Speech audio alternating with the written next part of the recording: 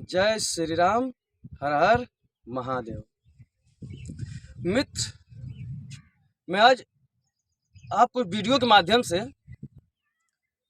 वह सत्य बताऊंगा, यदि आप लोग इसे समझ लेंगे तो शायद जिंदगी के सार पा जाएंगे।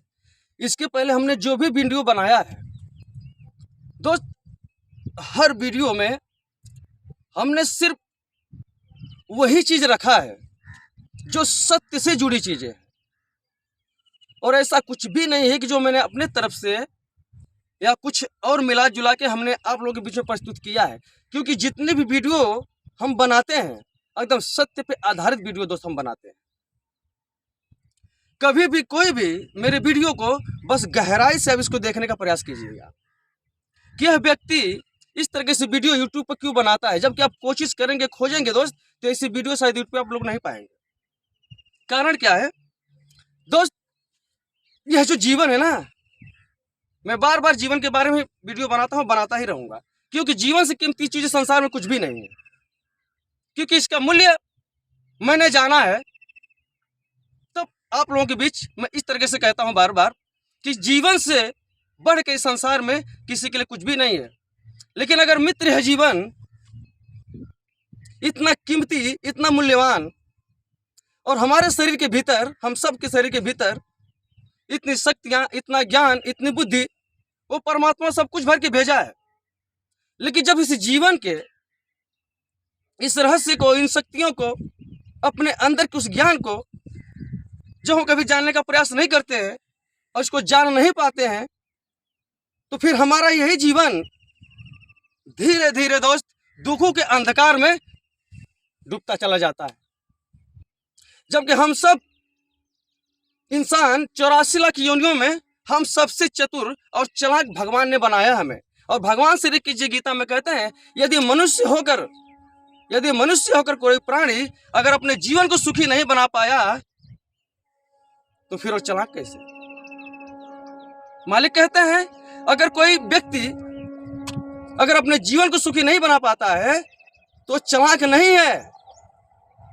उसकी चालाकों की गिनती मालिक साथ में कहीं नहीं लिखे हैं। क्योंकि कहते हैं मनुष्य को इतना चालाक तो होना ही चाहिए कि वो जीते जी अपने सारे जीवन की समस्याओं को सुलझा सके। तो हम लोग अपने जीवन की समस्याओं में इतना कदर उलझ जाते हैं दोस्त, जिसके बारे में हम समझ ही नहीं पाते हैं कि समस्याएं हमें इतना किस तरह से कब घेर ले।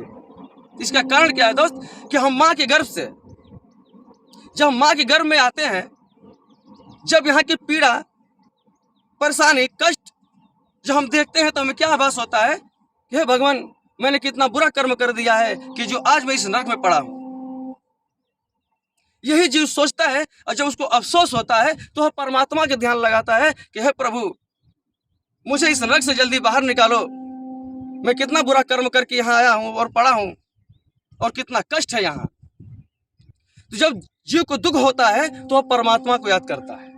इसी तरह से जब हम माँ के गर्भ में आते हैं, जब माँ के गर्भ अपने आप को असहाय और दुखित और पीड़ित पाते हैं, तो परमात्मा को हम याद करते हैं और बार बार परमात्मा को भजते रहते हैं कि प्रभु, हमको जल्दी इस नरक से बाहर निकालो, जल्दी इस नरक से बाहर निकालो, ताकि हम जाके आपको ही भजेंगे, फिर दोबारा हमको इस गर्भ में ना आना पड़े।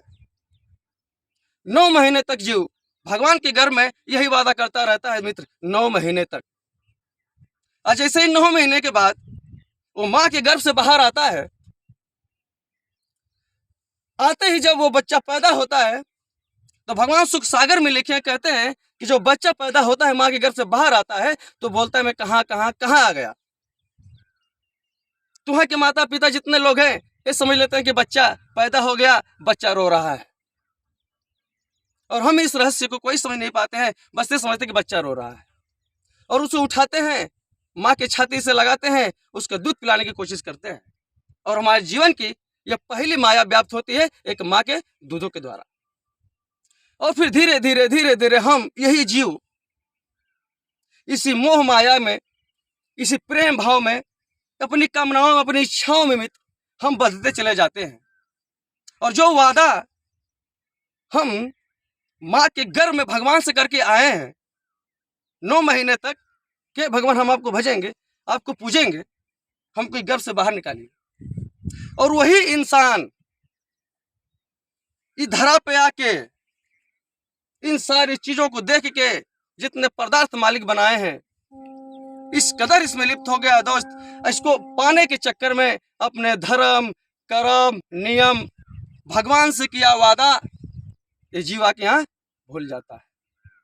और इस कदर भूल जाता है दोस्त कि इसको बार बार याद दिलाओ, बार बार याद दिलाओ कि नहीं, यहाँ भक्ति करने आए हो, ईश्वर को जानने आए हो, अपने आत्मा को इस शरीर से मुक्त कराने के लिए आए हो, तो ही इंसान को दोस्त गुस्सा आती है, क्रोध आता है। मैं ये नहीं समझ पाता हूँ कि किस कदर इंसान अपने कमराओं में इस कदर घिर चुका है कि जिस परमात्मा से 9 महीने माँ के गर्भ में वादा करके आया है, उसी के नाम लेने से वो नफरत करता है। और दोस्त, यही हम सब के जीवन में दुखों का कारण सिर्फ एक ही है मित्र, कि हम जब परमात्मा से अपने वादे करके भूल गए तो संसार से अपना वादा हम क्या निभाएंगे, या क्या कोई किसी से अपना वादा निभाएगा।